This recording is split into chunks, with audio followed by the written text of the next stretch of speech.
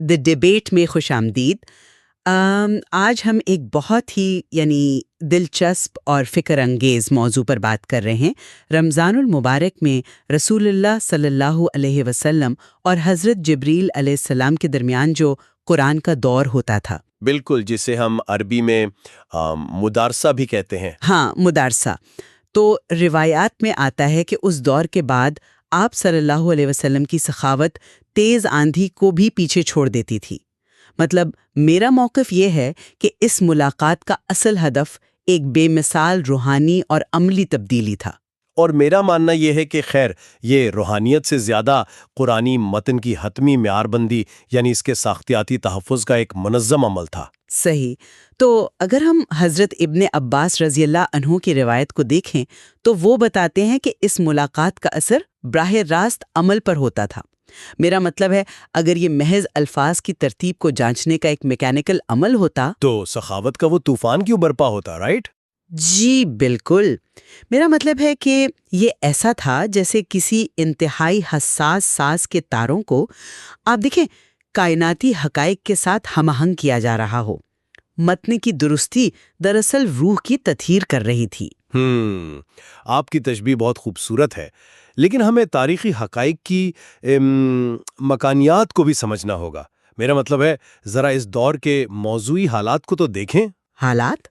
مطلب آپ کا اشارہ کس طرف ہے؟ دیکھیں، اس وقت حضرت ابی بن کعب اور حضرت عبداللہ بن مسعود رضی اللہ عنہما کے پاس جو انفرادی نسخے تھے، ان کی ترتیب مختلف تھی۔ تو ایک زبانی معاشرے میں جہاں تحریر سے زیادہ حافظے پر انحصار تھا، آپ پورے خطے میں ایک حتمی ترتیب کیسے نافذ کرتے؟ ٹھیک ہے، یہ ایک بڑا انتظامی چیلنج تو تھا۔ بالکل تھا، اور یہ مدارسہ خاص طور پر آخری سال کا جو دوہرا دور تھا نا، یہ دراصل وہ ٹھوس طریقہ کار تھا جس نے ان تمام انفرادی نسخوں کو منسوخ کر کے ایک متفقہ معیار بندی قائم کی۔ حضرت زید بن ثابت نے، آپ کو پتا ہے، یوں ہی تو اس آخری دور کو تدوین قرآن کی بنیاد نہیں بنایا تھا۔ میں آپ کی بات سمجھ رہی ہوں، لیکن کیا ہم یہاں سبب اور نتیجے کو خلط ملت نہیں کر رہے؟ اچھا، وہ کیسے؟ دیکھیں، میں مانتی ہوں کہ تدوین کا عمل اس سے مکمل ہوا، یہ درست ہے، لیکن یہ تو اس کا محض ظاہری پہلو ہے نا۔ اصل سوال یہ ہے کہ کلام الہی کا یہ جو باہمی تبادلہ تھا، یہ انسان پر کیا اثر ڈالتا ہے؟ سخاوت کا وہ بے پناہ بہاؤ، یعنی وہ اس بات کی دلیل ہے کہ متن کی ساخت اپنی جگہ اہم صحیح، مگر اس کا اصل ہدف انسانی اخلاق کی معراج تھا۔ مجھے لگتا ہے کہ ہم اسے سبب اور نتیجے کا خلط ملت ہونا نہیں کہہ سکتے۔ مطلب سخاوت تو رسول اللہ صلی اللہ علیہ وسلم کی مستقل اور فطری صفت تھی نا۔ ہاں، وہ تو بلا شبہ تھی۔ تو اس مخصوص عمل کی جو تاریخی وراثت آج امت کے پاس پہنچی ہے، وہ کیا ہے؟ وہ مصحف کی موجودہ ترتیب ہے۔ باری باری سننا اور سنانا، جسے ہم ارزا کہتے ہیں، یہ دراصل کسی بھی زبانی کلام کو اغلاط سے پاک کرنے کا ایک بہت ہی مؤثر ٹیکنیکی طریقہ ہے۔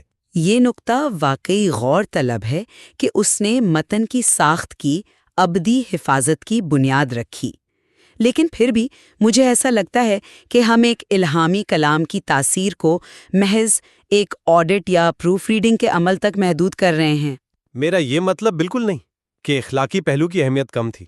جی، کیونکہ کتاب کی حفاظت صرف اس کے ابواب اور صورتوں کی ترتیب میں تو نہیں ہے نا، اس کے پیغام کے اس عملی نفاذ میں بھی ہے جو آپ صلی اللہ علیہ وسلم نے اپنی سخاوت سے امت کو سکھایا۔ میں اتفاق کرتا ہوں کہ اس عمل نے اخلاقی بلندی کی ایک شاندار نظیر قائم کی، لیکن خیر، میرے نزدیک اس مدارسے کی سب سے بڑی کامیابی وہ ساختیاتی بنیادی تھی جس نے قیامت تک کے لیے قرآن کی ترتیب کا اسٹریٹجک تحفظ یقینی بنایا۔ یہی وہ بنیاد ہے جس پر آج پوری اسلامی دنیا کھڑی ہے۔ بالکل، اور آج کی یہ گفتگو میرا خیال ہے ہمیں اس مقام پر لا کھڑا کرتی ہے جہاں ہم دیکھ سکتے ہیں کہ یہ تاریخی ملاقاتیں بے وقت دوہرے مقاصد کی تکمیل کر رہی تھیں۔ جی، ایک طرف متن کا حتمی تعین اور دوسری طرف اخلاقی عروج۔ صحیح کہا آپ نے۔ کیا الہامی کلام کی اصل حفاظت اس کی لفظی بقا میں ہے یا اسے پڑھنے والے کے عمل کی حرارت میں؟ یہ وہ سوال ہے جس پر ہم آج اپنے سننے والوں کو غور کرنے کی دعوت دیتے ہیں۔ دی ڈیبیٹ سننے کا شکریہ۔